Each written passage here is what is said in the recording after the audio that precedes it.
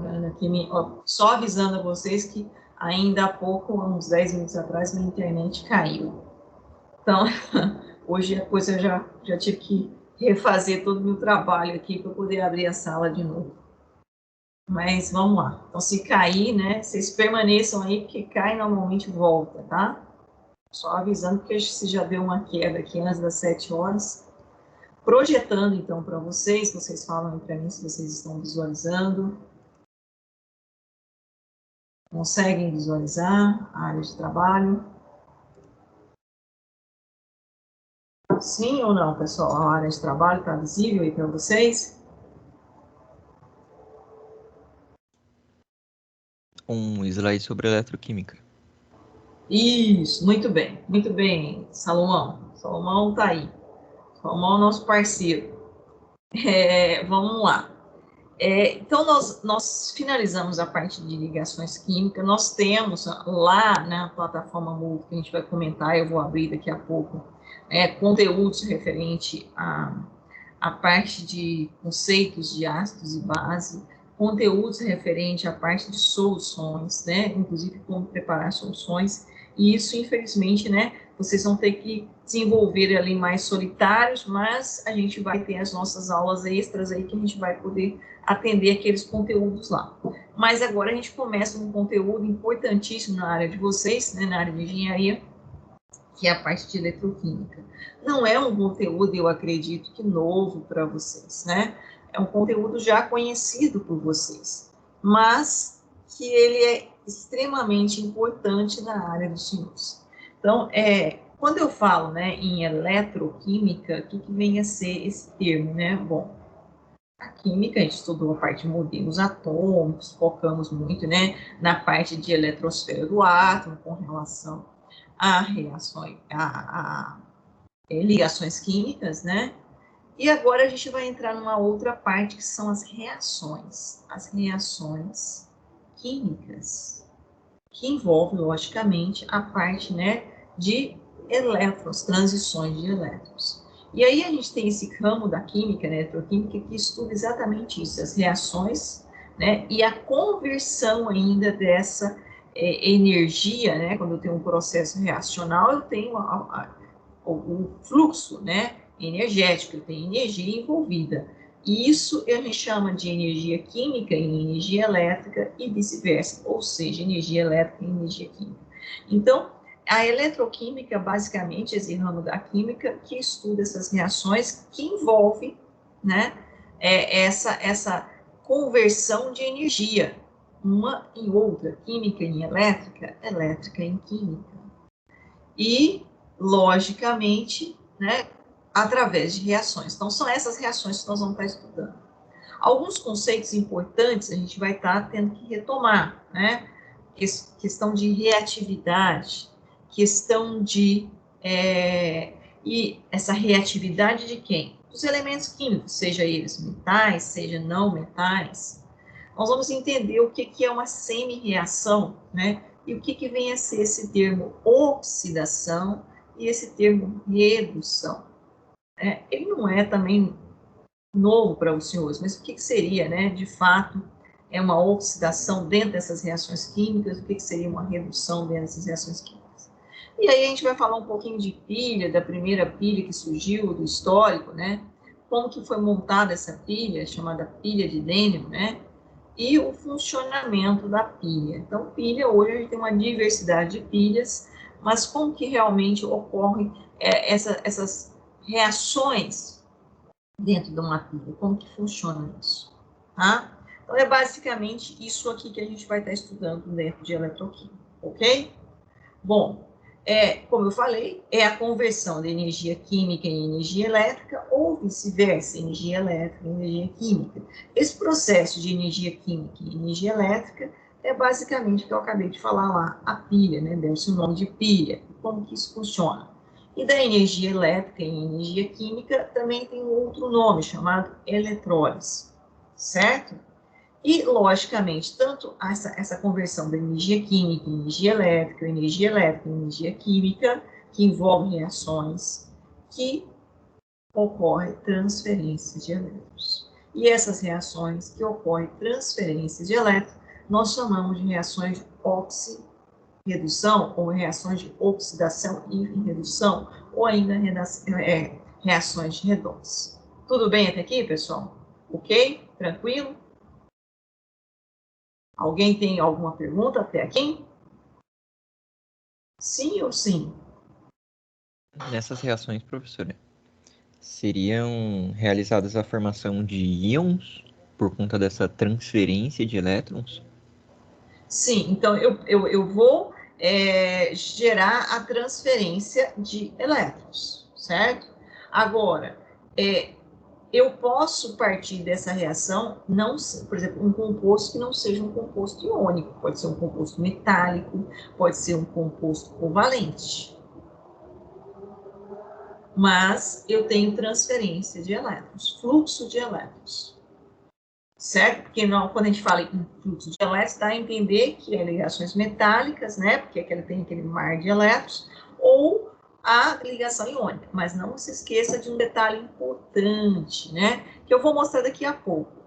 Que nas ligações covalentes nós também temos densidade eletrônica. Né? E aí, essa densidade eletrônica, ela pode gerar fluxo de elétrons. Tá? Então, não necessariamente numa reação iônica ou numa ligação, quer dizer, num composto iônico ou num composto metálico. Mas sim, tem transferência de elétrons, Salomão. Bom, aqui a gente traz, né, a questão dos metais e dos ametais. Lembra da tabela periódica, né? Basicamente, a gente tem, né, uma parte de metais, né, e a outra de ametais, sendo que esses elementos eles estão relacionados com aquela questão da ligação iônica, de ganhar e perder elétrons. E essa reatividade deles, né, no sentido de ganhar ou perder elétrons, nós chamamos de eletronegatividade. Lembram disso? E a eletronegatividade, ela está relacionada com o quê? Com camadas. Então, a gente volta lá naqueles modelos atômicos, propriedades periódicas, né? Que é, basicamente, aquela ideia que vocês discutiram lá no artigo, né? Potencial de ionização, energia de ionização. Então, a facilidade com que ele tem, né, de liberar os elétrons da camada de valência ou absorver elétrons na camada de valência. Isso vai estar relacionado com a reatividade. Aí nós temos aqui uma fila de reatividade, né, no sentido que metais alcalinos terrosos, depois, né, outros metais, alumínio, manganês, zinco, cromo, ferro, cobalto, níquel, estanho, chumbo, né, metais mais nobres, como antimônio, bismuto, cobre, mercúrio, né, a prata, a platina e o ouro. O que seria isso? Metais mais nobres. Qual que é esse sentido de dizer grau de nobreza? Você saberia, vamos dizer, pessoal? Ah, por que a gente gosta de ter um utensílio, por exemplo, de ouro, né? Uma liga de ouro, prata, né? Platina, e aí né, tem né, uma questão, a questão econômica agregada a isso. Por quê? Porque eles E são aí tem metais mais limpos? porque eles são metais e que têm uma estabilidade maior. Ou seja, você já viu, por exemplo, uma liga de ouro, né, um seu anelzinho de ouro, e ficar escurecido? Ou começar a ter o termo, vou usar o termo, né, talvez não tão novo, mas vocês já ouviram essa palavra, mas talvez num sentido menos amplo, né? É o tradicional, corrosão. Vocês já viram ouro, uma liga de ouro sofrer corrosão? Aí não. Naturalmente? Não, né? Pode sofrer? Pode sofrer, né? Mas depende das condições do meio. Mas, assim, com uma grande frequência, isso não acontece. Agora, você já viu, por exemplo, uma liga, né? Que contém ferro. Vamos pensar uma palha de aço. Você deixa lá na pia. O que acontece com ela com o passar de alguns minutos? Nem são horas, não, alguns minutos. Você deixou ela umedecida em cima da pia. O que acontece com essa palha de ferro? Uma palha né, que tenha ferro, né? Palha de aço que contém ferro na sua composição. É uma liga metálica. Já começa a ficar enferrujada. Fica uma cor marrom avermelhada, não é isso? Você passa a água, sai uma calda marrom avermelhada lá. Mas por quê? O que aconteceu ali?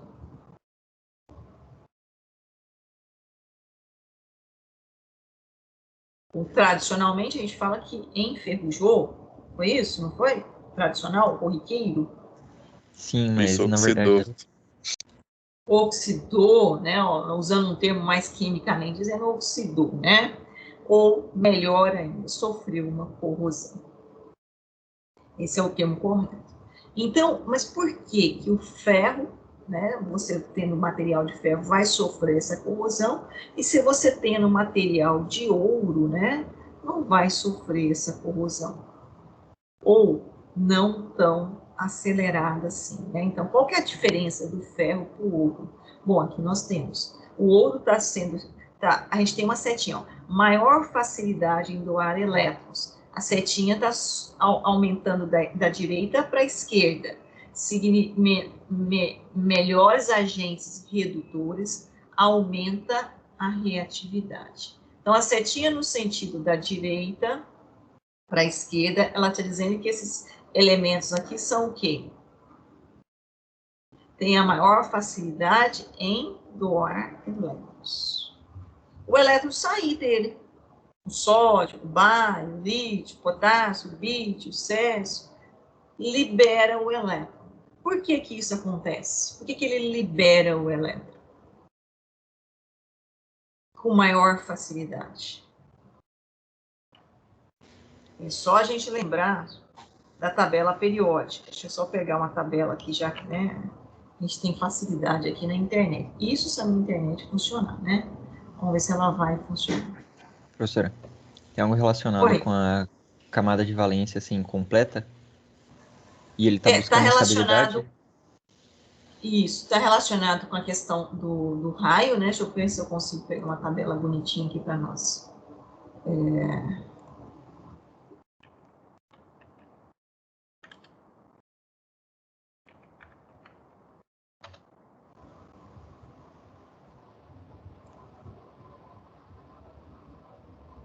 Essa aqui parece que está bonitinha. Essa, né? É a tabela periódica aqui, né? Então, como a gente viu lá, aquele elemento que nós projetamos ele lá, era esse aqui, não é? O frâncio. Isso. Isso, né? Olha lá a camada dele. Aqui essa tabela até é legal, porque tá vendo que eu tô com o mouse aqui em cima do frâncio, né? E aí eu só vou mudar aqui, mas aí muda. Mas vocês olham aqui aonde aqui, ó.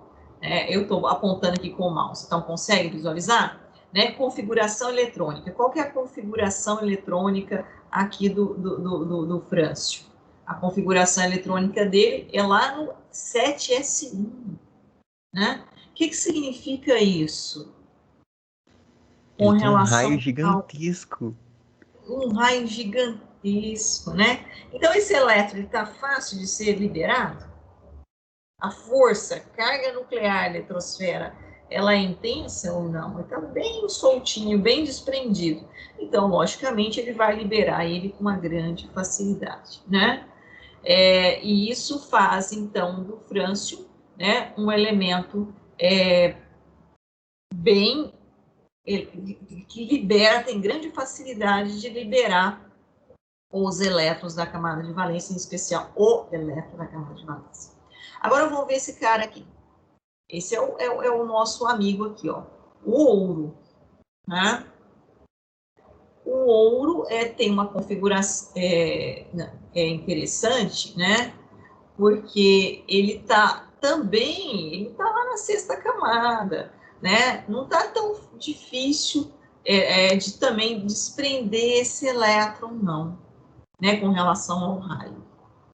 Porém, ele tem uma certa estabilidade, porque nós temos aqui, ó, vocês estão, porque quando eu mudo aqui, eu não consigo. Quero que vocês olhem, aqui eu saí para o níquel, né? Eu quero que vocês dêem uma olhada aqui nessa última linha. Vocês estão vendo onde eu estou colocando o mouse aqui? Sim, senhora. Sim, então eu vou voltar lá no ouro. Conseguem ver lá? Ó, eu tenho o quê? O 4F14, né? A camada de valência dele. Na verdade, camada de valência não. É o último nível energético, 5D9 e o 6S1, que é a última camada. Então, realmente, o 6S1 está complicado ali, né? Tem um subnível S com um elétron, mas essa transição eletrônica desse elétron para o subnível D, ela acontece. E, na verdade, ele fica completinho, fica D10, tá? E aí ele adquire a configuração, sabe de quem? Do xenônio. Olha lá onde está o xenônio. O que é o xenônio? Olha a configuração lá do xenônio. Semelhante à do xenônio. Com os orbitais completos. Então, o ouro, né? É como a prata, como também a platina, né? Que está aqui do lado. Eles adquirem a configuração, olha lá, do xenônio, a prata, do criptônio, que é esse cara aqui. E lembra, esses elementos aqui são o quê? Então, com as órbitas completas. E esses aqui têm, então, essa transição dos elétrons das camadas de valência, né, de uma forma a completar essas órbitas. Por isso, a estabilidade, grande estabilidade desses elementos aqui. Certo? Voltando lá para a nossa... Deixa eu deixar isso aqui. Então, isso mostra... Desculpa, professor. Pode falar, Solano. Por isso que eles recebem essa nomenclatura de nobres, justamente porque a camada de valência deles é completa? Se torna completa, ele na tem verdade? uma transição eletrônica de uma forma que dá essa estabilidade. Aquela configuração, lembra como a gente mostrou a do carbono, não sei se é um pouco aí para trás, que o carbono não seria tetravalente, mas ele faz 4 ligações por causa daquele processo de hibridização, que inclusive vocês também mostraram nas apresentações de vocês. É a mesma coisa, né? Não é uma hibridização, mas é uma transição do subnível S para o subnível D, para estabilizar o subnível, né, na própria configuração eletrônica. E isso faz com que o elemento em si esteja estável. E aí, por isso, chama-se metais novos, né? Ou seja, pouco reativos, porque ele já está numa condição de estabilidade. E esses aqui, no caso, são os metais extremamente reativos, né? E intermediários, vamos dizer assim, né? E aqui, então, por isso que está o grau de econômico também, né? Do uso, por exemplo, você fazer uma liga contendo ouro, platina, prata, né? O mesmo antimônio, bismuto, cobre, são ligas que agregam um valor econômico maior, né? Materiais que agregam um valor econômico maior, tá? Bom, ainda não vou falar, falar o que é agentes redutores, né? Quando eu falo de um termo agente é no sentido de agir com relação a alguma coisa, certo? Então, agentes redutores. Falou aqui que eles são doadores de elétrons. Isso nós entendemos porque são doadores de elétrons, né? E aumenta a reatividade no sentido da esquerda para a direita. Tudo bem até aqui? Então, essa reatividade, ela está relacionada com que fatores? Ela está relacionada com raio, e está relacionada com eletronegatividade, propriedades periódicas, modelo atômico, aquilo que nós estudamos lá anteriormente. Tudo bem até aqui? Sim, pessoal? Sim. Sim, então agora vamos lá. Deixa eu só aumentar aqui um pouquinho esse texto. Eu coloquei uma imagem aqui, essa imagem não é uma coisa difícil de vocês visualizar, que é o quê? O que seria isso que está acontecendo aqui nessa estrutura metálica? Que, inclusive, é uma estrutura metálica sobre outra estrutura metálica, né? Que depois a gente vai falar sobre isso. Por que uma estrutura metálica sobre outra estrutura metálica? Normalmente é nesses pontos que ocorre essa degradação. E o que é essa degradação? Qual que é o nome que nós damos para essa degradação? Ou para esse fenômeno que está acontecendo aqui? Ferrugem, professor? Nós chamamos de ferrugem. Oxirredução. Então, oxirredução. Salomão, você consegue, eu vou aumentar aqui agora. Você consegue ler isso aqui, que eu aumentei, esse primeiro parágrafo que eu coloquei aqui, deixa eu só marcar ele aqui, da minha caneta. Sim, até materiais. Isso, esse termo, a corrosão até materiais, por favor. Claro. A corrosão dos materiais pode causar prejuízos econômicos e resultar em graves acidentes de carro, queda de pontes ou de aviões, entre outros. Entender como ocorre o processo da corrosão ajuda a encontrar maneiras de evitá-lo ou retardá-lo. Nesse tema, serão abordados os conceitos fundamentais relacionados aos fenômenos da corrosão do ferro e dos outros materiais. Bom, então, né, nós vamos estar estudando, né, entendendo como que isso acontece. Então, isso aqui é uma corrosão, em especial de uma liga que contém ferro. Por isso que nosso amigo falou, isso é ferrugem, né? Porque é o produto da corrosão de uma liga que contém ferro. Mas por que que isso acontece? Esse é o grande dilema. Nós já vimos que o ferro, né, naquelas características de reatividade, ele é um doador de elétrons. Ele perde elétrons com facilidade. Bom, e a corrosão, né, ela é um problema, porque só questões econômicas, né, perdas econômicas são irreparáveis, não só econômicas, como sociais, como ambientais. É o que traz esse texto, está dizendo que a deterioração de materiais, né, decorrente a corrosão, ela hoje, né, nós temos aí com relação à Associação Brasileira de Corrosão, né, que é a ABRACO, estima, no caso, corrosão só do ferro, que representa cerca de 4% do PIB das nações industrializadas. Isso é muito, né, gente? 4% do PIB. Isso só em relação à corrosão do ferro. Depois, no livro lá que a gente vai trabalhar, vocês vão ter esses valores. Esse aqui é de 2016, por isso que eu trouxe aqui, mas traz só em relação ao ferro, né? Então, ó, calcula que no Brasil, né, isso aqui em 2016, hein? Haja um custo anual, direto ou indiretamente, da ordem de 60 bilhões de dólares relacionado a processos de deterioração de materiais. Então, a degradação de materiais é um processo de corrosão. O que seria essa degradação de materiais? Vocês fazendo um paralelo entre aquilo que nós estudamos anteriormente. A gente ficou um tempo a empresa na parte de ligações químicas.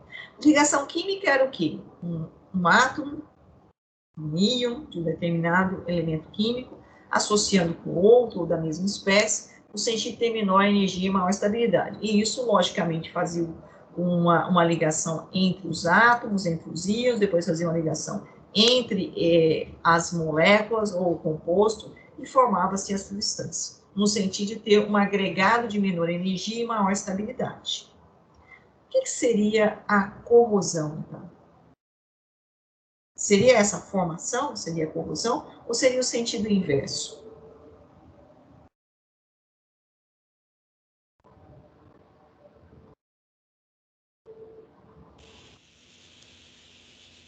Tá aí, creio que como vai ter a perda do composto, tipo, do ferro que está sendo consumido, então o agente, seja ele a água ou o que for que estiver corroendo ele, vai estar retirando átomos daquele composto. Na verdade, então, nós temos ali uma questão, né? Nós vamos... o que é o processo de extração de minérios? Como que funciona esse processo de extração de minérios? Uma mineradora.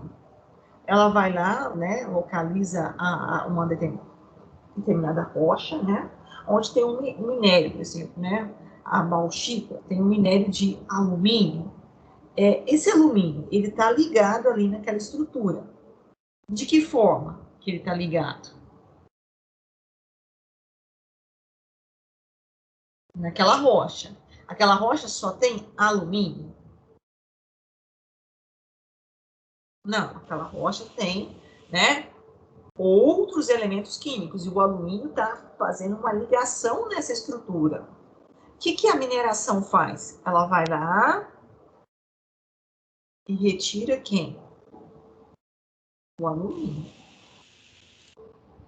Quando o alumínio estava ligado lá naquela estrutura da rocha, com os outros elementos químicos, ele estava com uma menor energia ou com uma maior energia?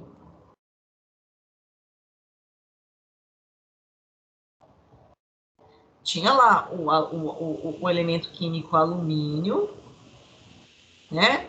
E ele estava ligado à estrutura. Eu fui lá e rompi essa ligação. E trouxe o alumínio de uma forma agora sem aquela ligação. Aqui ele estava numa condição, numa estrutura de menor energia, e agora eu criei ele numa condição de quê? De maior energia. Ou seja, o processo de mineração, para eu retirar o elemento de interesse, seja, né, de uma rocha que contém alumínio, seja de uma rocha que contenha ferro, níquel, cobalto e assim por diante, eu vou retirar ele de uma condição de menor energia, então, o processo de mineração, eu necessito que agregar energia para retirar ele. Se ele está numa condição agora de maior energia, ele está estável ou ele está instável?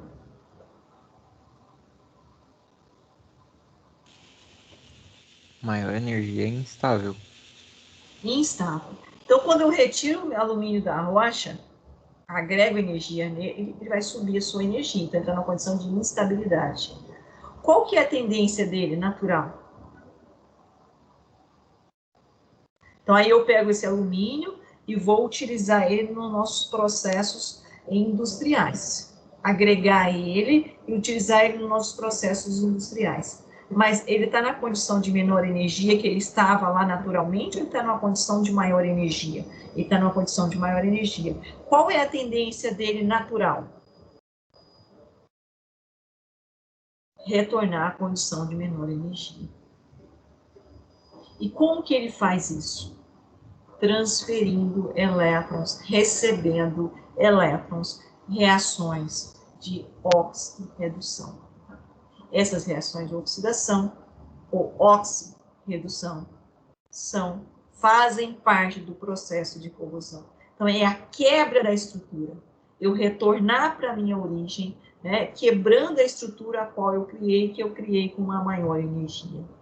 Então, o processo de corrosão é o processo inverso do processo metalúrgico, do processo de extração. É um processo espontâneo, então, é um processo espontâneo natural. Por isso, é muito complexo nós controlarmos esse processo. Por quê? Porque ele vai no sentido de menor energia, maior estabilidade. Então, para eu contornar isso, eu necessito de quê? De alto custo energético. Por isso, nós temos aí uma perda, né, de 60 bilhões de dólares anuais, direto ou indiretamente, relacionado com esse processo de degradação da matéria, porque é o material, o elemento químico, tentando retornar da forma como ele veio, nas condições de estabilidade. Tá claro isso? Tudo bem ou não, pessoal?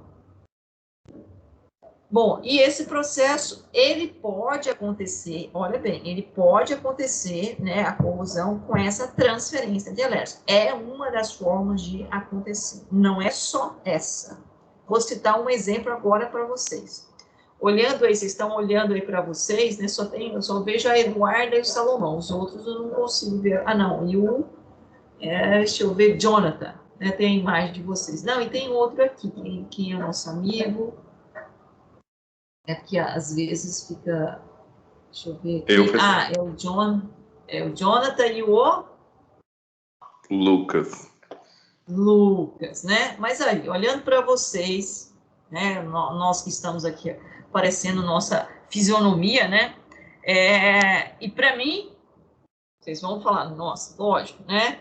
Vocês são jovens, né? e a professora já está no estágio já, né, como se diz, né, dos 50 para lá. Bom, o que mostra isso, né? E aí tem gente que não aceita isso, né? Vai lá e faz cirurgia plástica, puxa para cá, puxa para lá, injeta botox, papapá, mas infelizmente o processo é natural, espontâneo, não tem como evitar. O que vai acontecendo? Nós, seres humanos, né, vamos degradando. É uma deterioração. É uma corrosão? É uma corrosão. Ué, professor, então corrosão não acontece só em materiais metálicos? Não. Corrosão não acontece só em materiais metálicos. Corrosão acontece em todo tipo de material. Por exemplo, né, acabei de citar o meu exemplo, né, um ser humano, matéria orgânica, né, com, então, em compostos orgânicos com compostos inorgânicos, tá? Então, todos os tipos de materiais sofrem corrosão, no sentido de quê? De gastar menor energia, né? Sentido de voltar à sua origem, é o processo, né, de degradação daquilo que nós temos presente no todo o nosso cotidiano. Então, por exemplo, uma estrutura de concreto sofre corrosão? Sofre corrosão. Uma estrutura de madeira sofre corrosão? Sofre corrosão. De polímero, corrosão. Então, o que depende a corrosão? Ela depende das condições. Ela pode ser acelerada ou pode ser retardada. Agora, alguém dissesse, eu tenho como cessar completamente um processo de corrosão? O que vocês acham? Professor, eu acho que tem. Como é que eu faço isso? Fala para mim. Não sei, esses dias eu assisti um documentário que falava sobre caso se o ser humano sumisse do planeta Terra, o que acontecia, né? Aí vai falando aí justamente isso que a senhora vai falando, como a gente vai parando de dar manutenção nas coisas, vai destruindo os prédios, os monumentos que a gente fez, né? A Torre Eiffel, o Cristo, enfim. Aí no final ele fala que a única coisa que restaria, que falaria que a gente já passou pela Terra algum dia, seria o ácido inoxidável. Aí eu queria até perguntar pra senhora, o que é o ácido, que eu não conheço, né? É um ferro que recebe um tratamento especial, alguma coisa assim? O ácido inoxidável é uma liga e nós temos uma diversidade de ácidos inoxidáveis. Para determinadas aplicabilidades, a gente tem um tipo de ácido inoxidável. Só respondendo sua pergunta, deixa eu abrir aqui. Vamos ver se a gente consegue abrir aqui. Deixa eu ver se está aqui.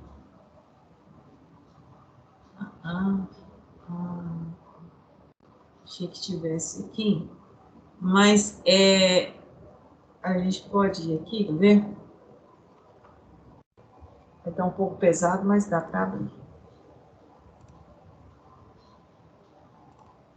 Se a internet aqui funcionar. O ácido inoxidável, né? Então, é uma liga metálica, ligações metálicas. Mas nós temos, né,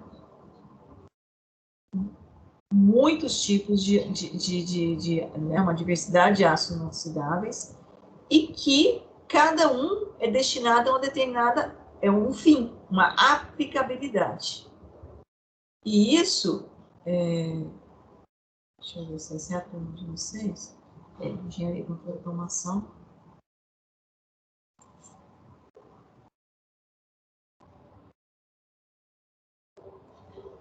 Se eu consigo abrir aqui. Estão conseguindo visualizar aí? Agora não. Agora Aí. foi. Deu só um minutinho aqui que eu vou abrir a planilha e eu aumento ela. É um pouco pesada mesmo.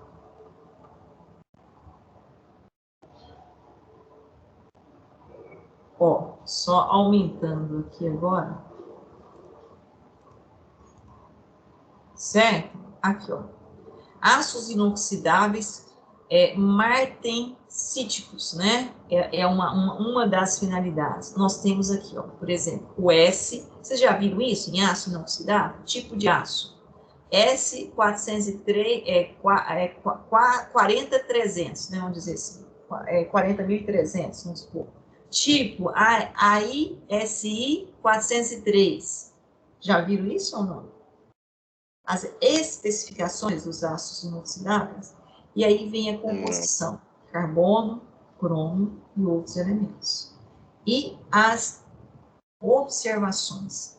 O que deve ser utilizado esse aço inoxidável? Sei que está naquele livro que eu pus aí para vocês, na plataforma Moodle, que eu comentei no início do nosso semestre, né, que todo engenheiro deveria ter. Esse aqui é a terceira edição, que é a edição livre, mas nós temos até a sexta ou sétima edição, que é o livro do Vicente Gentil, Corrosão. Então, você tem o quê? Carbono, cromo, silício, né? Olha aí, enxofre, fósforo, selênio, molibdênio, zircônios e assim por diante. Cada tipo de aço inoxidável, né? Você tem os elementos químicos presentes na sua composição. Então, olha a diversidade, né, de aços inoxidáveis que nós temos, tá? E as suas aplicações. Mas aí eu faço a pergunta: sofre corrosão? O tema assim, bem sugestivo. É bem lenta, né? Isso, sofrer, sofre.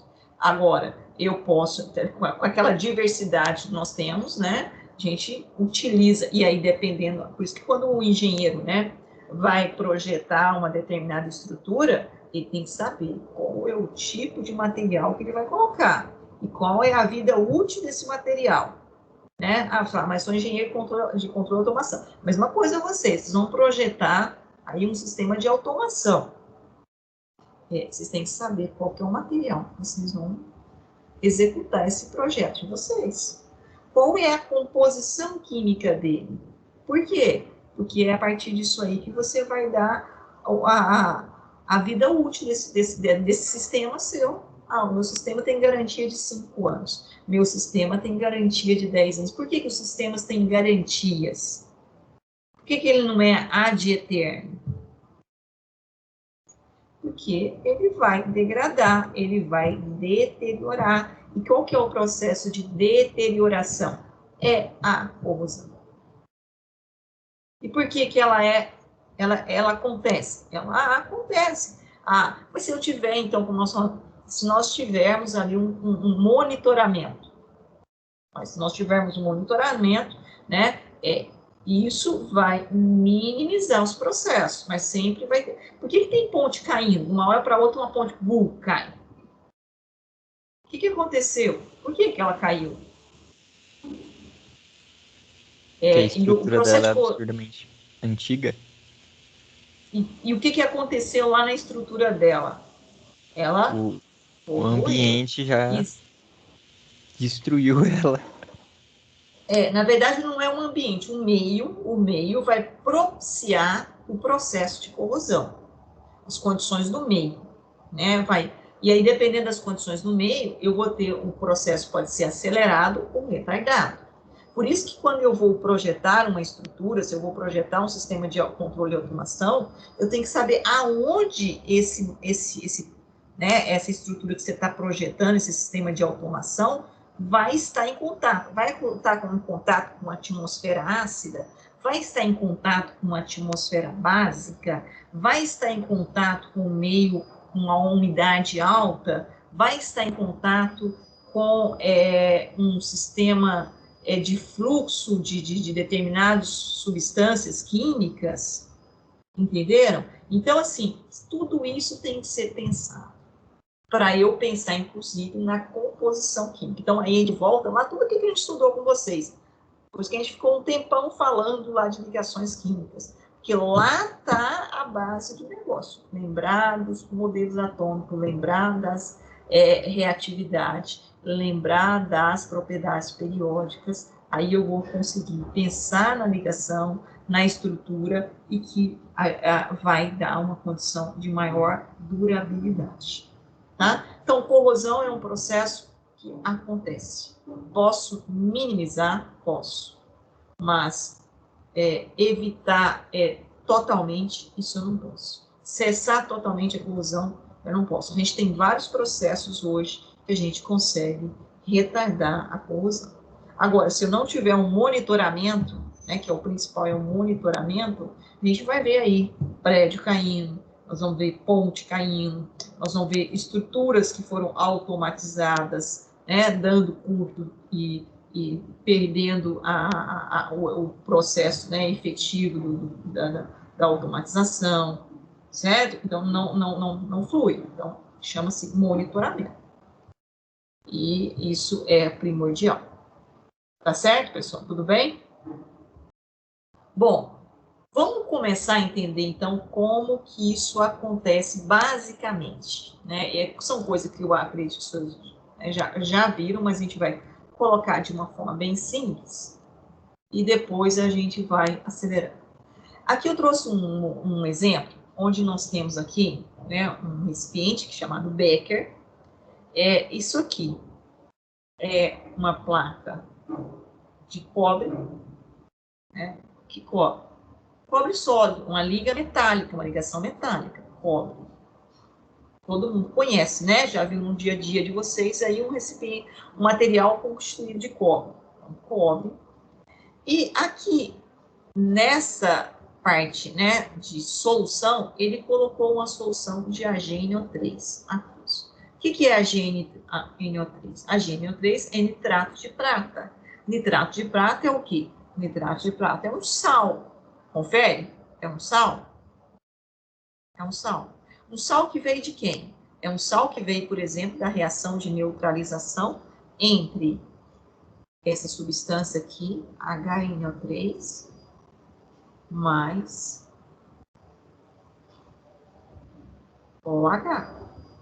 Logicamente, estado aquoso. Estado aquoso. Estão lembrados disso?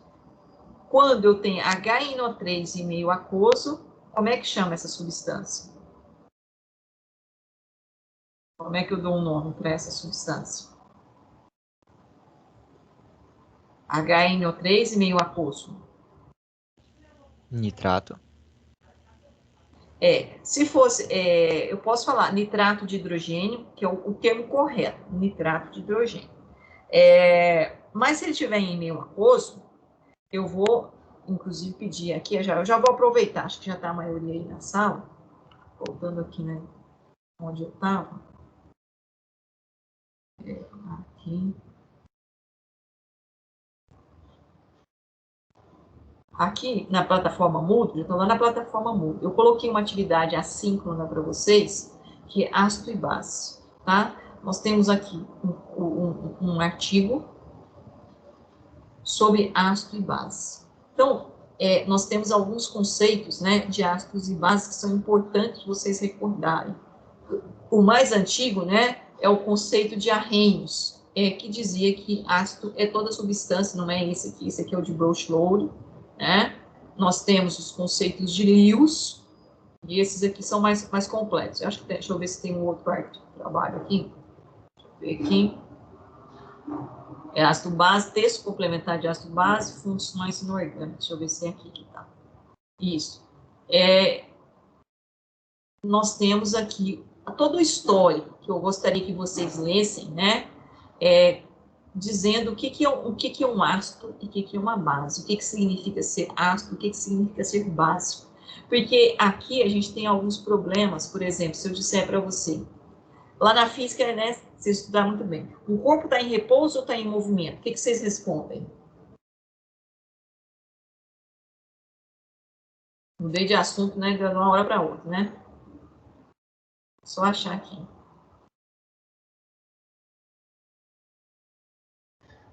Hein, pessoal? Bom dia, bom dia. Bom Só dia. eu mudei de química para física. Um corpo está em repouso em movimento depende de quê?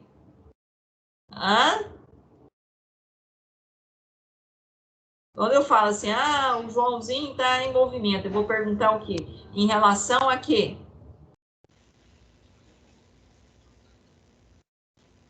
Em relação ao referencial adotado. Não é assim que vocês estudaram lá em física? Sim ou não, pessoal? Bom dia. Bom, voltando aqui na química, né? Ácido e base, ele depende do que ele está, aonde ele está, a substância está. Então, ó, nós temos algumas teorias de ácido e base, né? A mais antiga é essa aqui, ó, teoria de Arrhenius, né? Olha quanto que ela é antiga, ela é de 1887, que esse cara dizia assim, que ácido, né, é toda substância que em meio aquoso sofre ionização, e base é toda substância que em meio aquoso sofre dissociação. No caso da ionização do ácido, você tem a produção do íon hidrônio, que é o H3 ou mais. No caso da ionização, da dissociação da base, você tem a produção do OH-, a hidroxila. Certo? Então, essa é essa primeira teoria. Depois nós temos outras teorias, né? E aí temos a teoria de Bronsted-Lowry, temos a teoria de Lewis e assim por diante. Aqui ele traz toda essa explicação aqui das teorias de ácido e base que nós temos até hoje, certo? Mas hoje, ó, é o que eu acabei de falar para você, a teoria de Arrhenius, essa aqui, ó, meio aquoso, então precisa de água, o H+, né? Junta com o H- e forma né, a molécula de água. Mas aí, isso eu tenho a formação do íon hidrônio. Mas isso é lá bem antigamente, né? Então, é por isso, voltando lá no nosso texto, por isso que eu falei aqui, HNO3 em meio aquoso, eu posso falar que é ácido, porque esse hidrogênio com a molécula de água, ele vai formar o íon hidrônio hidroxônio. Por isso, ele é um ácido segundo o conceito de Arrhenius. Tudo bem, pessoal? Não falamos sobre isso, mas eu quero que vocês estudem lá, mostrei o material que vocês têm que estudar, lá na plataforma Moodle. Tá ok? Tudo bem? E isso aqui é base. Isso aqui é base, porque em meio aquoso sofre dissociação, né? Então, quando está o meio. Então, quando alguém falar para você, ah, isso aqui é ácido ou é básico? Você vai falar, depende. Depende com quem está ligado. Pode ter comportamento ácido, pode ter comportamento básico. Tá? Esse é o conceito de ácido e base.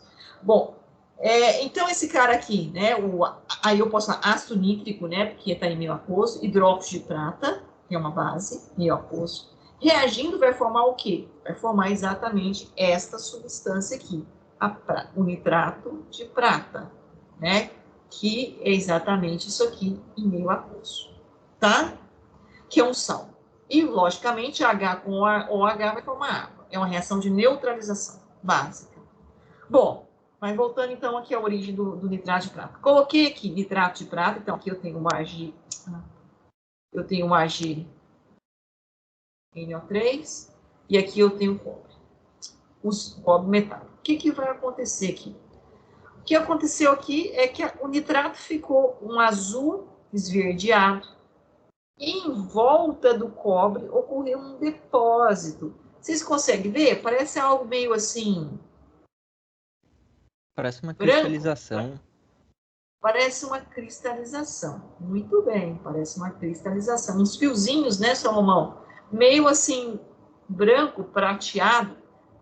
O que seria isso? O que vocês acham?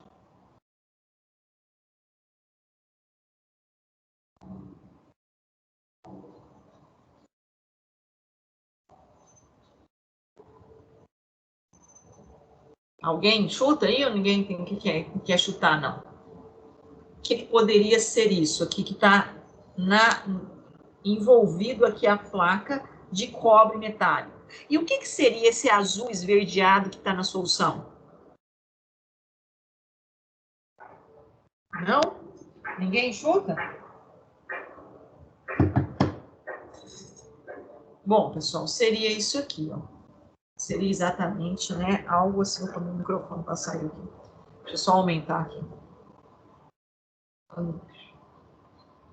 Seria mais ou menos isso aqui, né? Fiozinho de cobre, a solução de nitrato de prata E aí vai passando, né, esse experimento, quando a gente faz no laboratório, a gente deixa um dia para o outro, aí fica bem nítido isso, né? O que aconteceu, né, microscopicamente? Aqui eu tinha o cobre, o fio de cobre. O cobre foi saindo para a solução, saindo então de como? Cobre metálico para cobre 2+, aquoso, ou para cobre 2+. O que acontece quando eu tenho cobre 2+? Então, eu tinha o cobre na forma 0, sólido, e ele passou para cobre 2+, aquoso. Ele liberou elétrons. Liberou elétrons. E o que aconteceu com a prata? A prata, ela estava, que forma aqui? AgNO3, um sal. E esse sal, então, a prata estava na forma de Ag+, aquosa. E ela passou agora para que forma? Quando ela vai sendo depositada aqui. Ag0 sólido. Ela está ganhando o quê? Um elétron. Então, nós temos acontecendo aqui simultaneamente o cobre saindo da condição de cobre sólido, passando para cobre iônico, e a prata saindo da condição de prata iônica e passando para prata sólida. E isso vai acontecendo. É o que está aqui, ó. É o exemplo aqui, né? Basicamente, é esse aqui. Saindo todo o cobre para a solução e entrando toda a prata. Opa! E isso nós temos, então, algo assim, né? Reações que... Deixa eu puxar aqui um pouco para ficar melhor. Né? Reações que envolvem fenômeno de oxidação e redução. Por que oxidação e redução? Porque o cobre está oxidando ou está reduzindo? As duas coisas, porque ele saiu da forma que ele estava e agora ele ficou espalhado pela água. Pois então ele estava na forma sólida e passou para a forma iônica. Ele doou elétrons ou ele recebeu elétrons? Doou. Doou elétrons. Então, oxidar, oxidação, dar elétrons. O cobre oxidou, ele doou elétrons. E a prata? A prata saiu da forma iônica e passou para a forma metálica. Ela recebeu elétrons, então ela sofreu redução. Então, essa reação ela é uma reação de quê? É um fenômeno de oxidação e redução. Ou oxirredução, ou simplesmente redox, que são nomenclaturas sinônimas, né? Onde eu tenho, então, alguém oxidando, que é o cobre, e alguém reduzindo, que é a prata. Essa é a reação global, né? É uma reação onde eu tenho perda de elétrons e ganho de elétrons. Uma espécie oxida e a outra reduz. A espécie que oxida, ela age para que a outra espécie sofra o quê? Redução. Vou voltar aqui um pouquinho. Lá naquela setinha. Eu falei que maior facilidade em doar elétrons, melhores agentes redutores. O que significa isso? O cobre sofreu oxidação.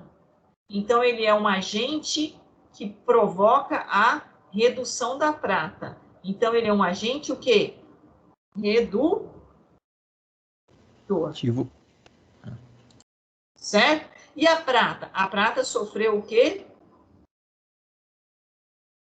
Redução. O cobre sofreu, então. Isso, eu só escrever aqui. O cobre sofreu, então, oxidação. Confere? E a prata sofreu o quê? Redução. Professora, essa redução está relacionada ao espaço que ela vai ocupar, porque antes ela estava um pouco mais espalhada, né? Aí, tipo, ela ocupava um pouco mais de espaço porque ela estava em formato aquoso.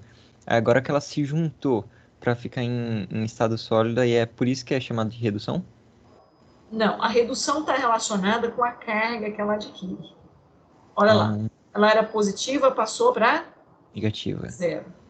né? Eu estou ganhando elétrons, estou reduzindo a minha carga iônica. Eu estou doando elétrons, eu estou aumentando a minha carga iônica. Entendi. Certo? Então, quem oxida provoca redução. Então, quem oxida, eu chamo ele de quê? De um agente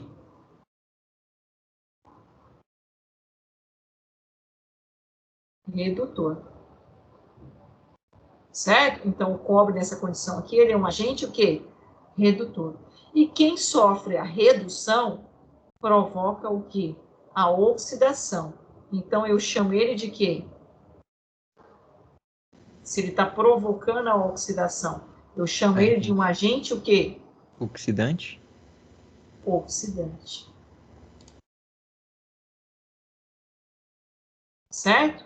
Então, agente oxidante é aquele que sofre redução. Agente redutor é aquele que sofre o quê? Oxidação. São termos que nós vamos, né, importantes serem conhecidos. Certo? Tá claro até aqui? Tudo bem ou não? Sim, tá claro. Sim? Tranquilo? Alguma dúvida, pessoal? Bom, então vamos lá. Só fechando essa ideia aqui, que a gente vai, ainda aí na próxima aula, a gente vai continuar, mas eu vou ter que marcar algumas aulas extras com vocês. Fora daquelas aulas extras que nós já temos. E aí vocês vão já nos organizar, porque a gente vai precisar. Pode ser? Sempre a gente precisa. Pode, professor. Vocês já vão pensando nisso. Então, aqui, ó. Aqui, só para fazer essa introdução, sei que o tempo está acabando aqui, mas a gente fazendo uma pequena introdução.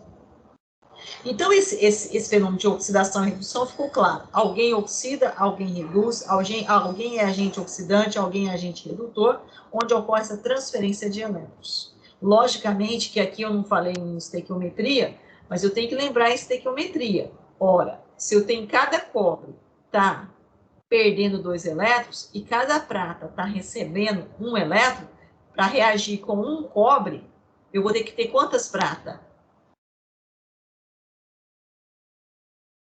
2? 2. Para reagir com um cobre, eu vou ter que ter 2 pratas. Estequiometricamente, eu não posso esquecer disso.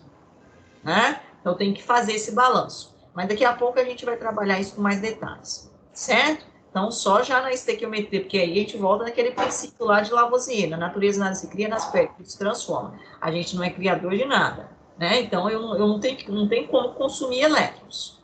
Se saiu 2, tem que entrar 2, tá certo? Bom, só isso aí que eu tinha esquecido.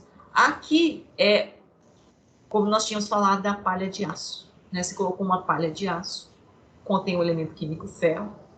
Olha lá, passou alguns minutos, olha o que aconteceu, né? Formou um marrom avermelhado, que é exatamente um processo de oxidação e redução. Alguém está oxidando e alguém está reduzindo para formar essa, e isso é um processo um dos processos de corrosão, tá? Bom, nesse caso aqui, é simples, eu sei que, né, como até o nosso amigo anteriormente falou, só aumentando isso aqui agora. Professora, isso é ferrugem, isso é corrosão. Então, vamos pensar numa reação do ferro sólido com hipoclorito de sódio, aquoso. Formou o óxido de ferro 3 e o cloreto de sódio, que é um sal. Essa é uma reação química. Bom, naturalmente eu já sei, olha, o ferro saiu da condição de ferro 2 e ligou com o oxigênio, só fazendo aqui, de uma forma mais clara. Então, o ferro estava na condição de ferro 0, sólido, e passou para a condição de quê? De ferro 3+, só que também sólido. Olha lá, sólido. Certo? Saiu de ferro 0 para 3+. Bom, ele sofreu oxidação ou redução? Oxidação. Oxidação. Então, olhando para a reação aqui, eu já sei quem sofreu oxidação, foi o ferro. Agora, se o ferro está sofrendo oxidação, ele vai ser o agente o quê? Redutor. Ele vai forçar alguém a sofrer o quê? Redução. Olhando para essa equação de cara, você sabe quem está sofrendo redução? O sal de cozinha. É o sal de cozinha que está sofrendo redução? Como é que você sabe que é o sal de cozinha? Mas é o sal de cozinha, é o cloro ou é o sódio? Ou é o oxigênio? Eu tenho que olhar o elemento. Quem é que está sofrendo redução aqui? O Se o oxigênio. ferro sofreu o oxigênio. E como é que eu sei disso, Salomão? Por que é o oxigênio? Porque ele saiu da estrutura que ele já estava ligado e teve que se desacoplar para ligar com o ferro.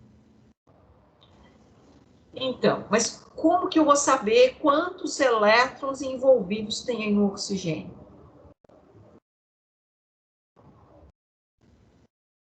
Fazendo o equilíbrio, que aí multiplica o 3 pelo oxigênio, aí tipo foram 3 elétrons perdidos. Então, ó, eu preciso saber isso aqui, ó. O número de oxidação, NOx.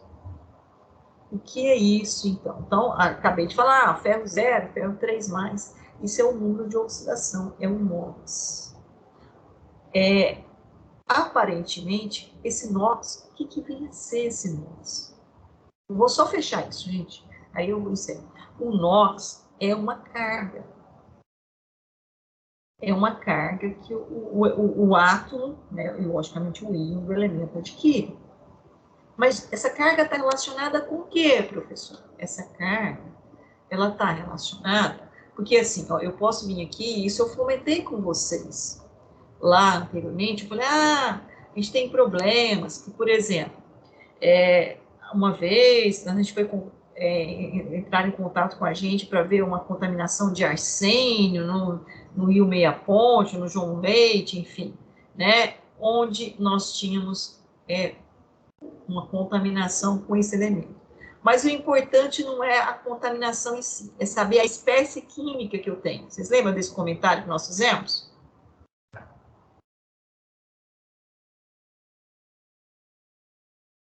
Ou eu não fiz esse comentário? Sinceramente, eu não Hein, lembro, Salomão? professora. Não? Então vou fazer agora. Será que estou ficando doido? Mas deve estar.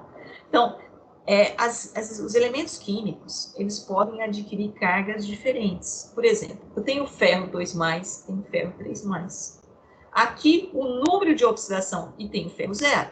O número de oxidação do ferro, então, vai variar de 0 até +3.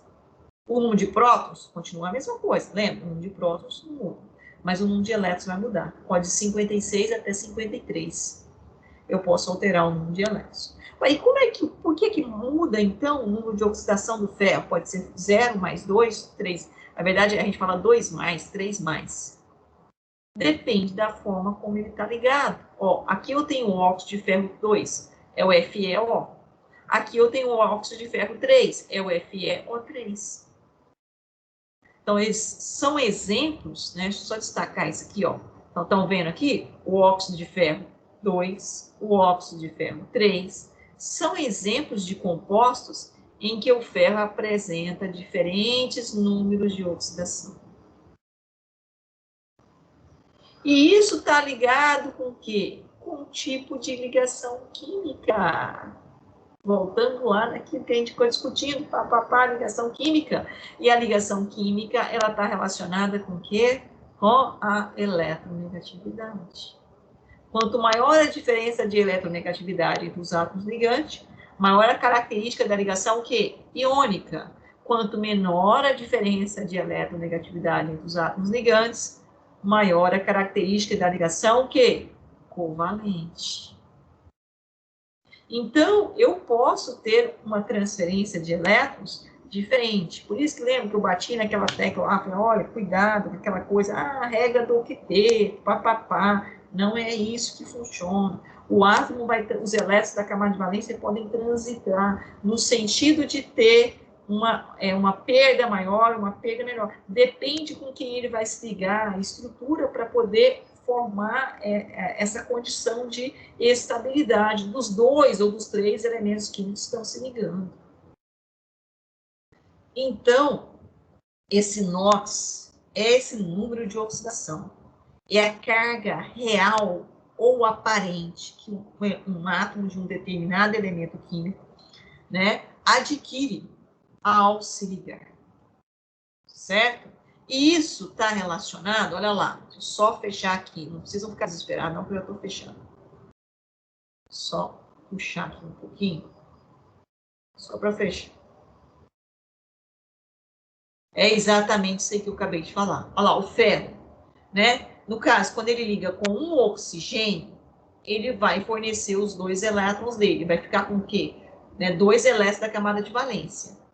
Mas, quando eu tenho ferro, né, com 3 oxigênios, eu já tenho que fazer esse balanço. Eu vou precisar de 2 ferros. E cada ferro doando 2 elétrons, né? E aqui, no caso, um ferro doando mais de 2. Compartilhando, na verdade, né, de uma forma a estabilizar o oxigênio, compartilhando, não, doando, tá certo.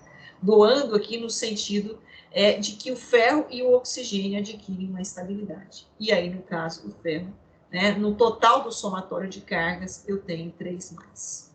Tá? Então, depende da forma como ele está ligado na estrutura. Então, o que é importante, o NOx vai depender da forma como está ligado, com quem está ligado. Certo? No caso aqui daquela equação que nós colocamos, só puxando ela aqui, e aí o nosso amigo falou, é o oxigênio. Será que foi o oxigênio que sofreu alguma alteração de carga? Olhando aqui agora, mas o que é isso aqui, professor? Esses números vermelhinhos, 0, 1 mais, 2 menos, 3 mais, 2 menos, 1 mais e 1 menos. O que são esses valores que nós colocamos aqui em cima, pessoal?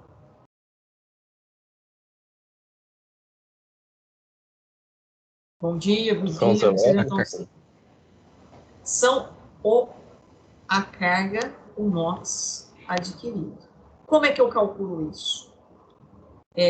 Eu tenho, né, uma equação matemática para calcular isso. Ou seja, quando eu tenho uma estrutura igual ao propórito de sódio, NaClO, aquoso.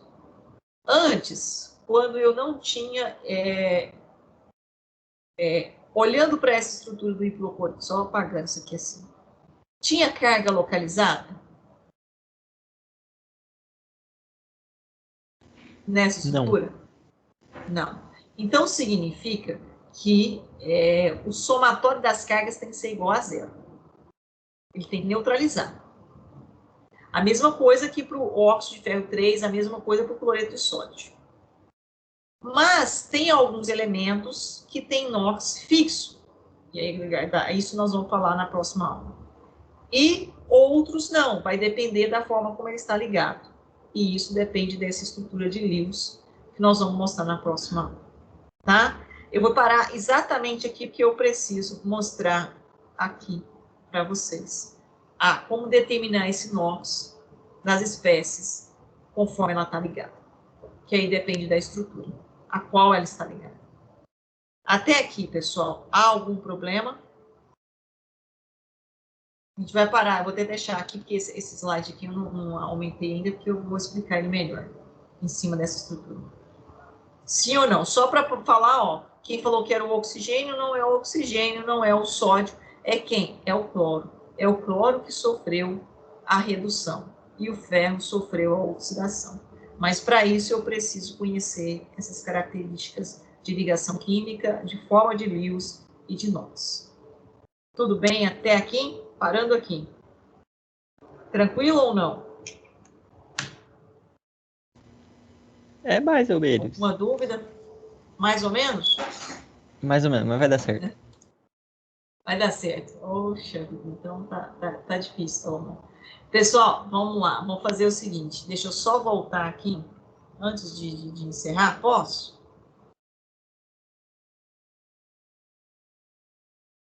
Pode. Só compartilhando aqui a tela de novo com vocês. Eu já tirei, mas não quero. Compartilhar trabalho. Vocês conseguem visualizar aqui? É a plataforma Moodle que está aqui compartilhada com vocês. É só para reforçar o que eu falei que eu ia falar no final da aula. Voltando aqui.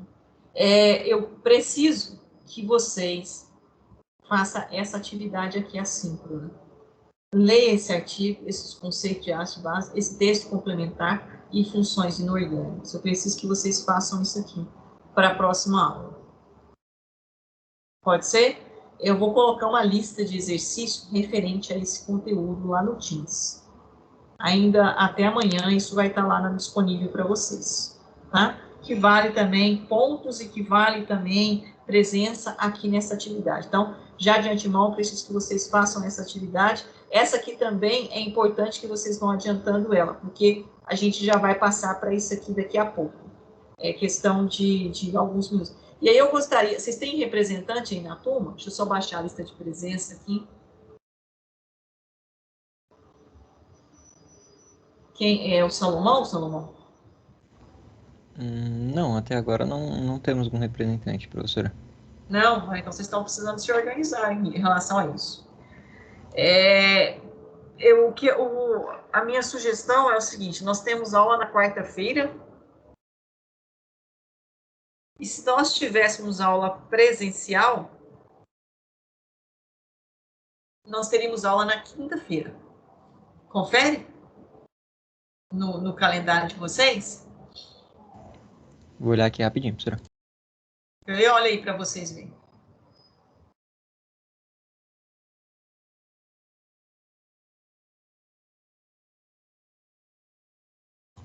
Isso mesmo, seria quinta-feira. Né?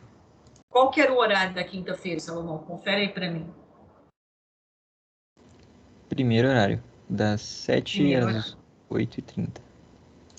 Das 7 às 8h30.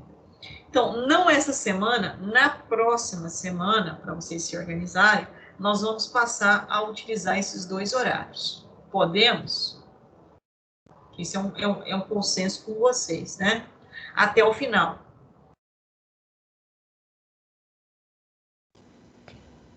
Por mim, tranquilo. Tranquilo? Então, é o seguinte, porque na próxima semana eu fecho essa questão de eletroquímica, esses conceitos básicos, e daí a gente dá um salto aqui nessa parte de soluções, mas eu estou pedindo para vocês já lerem esse material, para a gente dar uma reprise aí na parte de soluções, na quinta-feira, certo? E quando for na outra semana, a gente começa uma outra atividade, que é da discussão que vocês vão fazer pesquisa e apresentar sobre corrosão. Então, aí eu vou precisar de quarta, quer dizer, quarta-feira e quinta-feira da semana que vem, eu vou estar utilizando, fazendo as apresentações aqui com relação aos conceitos básicos. Aí, na outra semana, que eu acho que já está quase em cima, não sei, a gente vai utilizar. Então, semana que vem eu utilizo quarta e quinta, na outra a gente utiliza quarta e quinta, e na outra a gente utiliza quarta e quinta, e aí eu não sei, a gente vai até dia 20. Então, na outra também a gente utiliza quarta e quinta. Pode ser? Pode ser, mas aí eu acho que eu não entendi direito. Essa quinta, então, nós já teremos aula também. Amanhã não, na outra quinta. Eu tenho aula com vocês na outra semana, quarta e quinta-feira. Não essa, que essa eu ainda tenho uma atividade na quinta-feira que eu estou encerrando com outras turmas. Aí eu começo a de vocês. Neste horário. Tá certo? Beleza? Então, combinado? Todo mundo concorda? Tem alguém aí que não concorda com isso?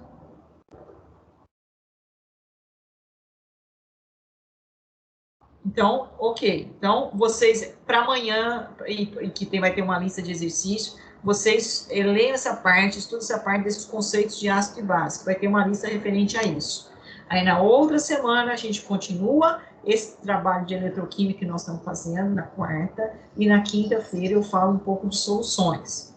E aí, na quinta-feira mesmo, a gente já também vai fazer um trabalho diferente no sentido de preparar para outra semana. Tudo bem? Quem quiser, tiver tempo e disponibilidade, voltando aqui, quiserem ler esse artigo aqui, pode ir adiantando também. Esse artigo aqui, ó, corrosão, um exemplo usual de fenômeno químico. Também pode adiantar aqui. Tá certo? Mas é na quinta-feira da semana que vem que eu vou chegar nele aqui para poder dizer o que nós vamos fazer. Mas se quiserem já fazendo uma leitura rápida, já é interessante. Também. Ok, pessoal? Tranquilo? Beleza, professora. Então, eu vou parar a nossa gravação aqui agora. Parando a gravação, já baixei a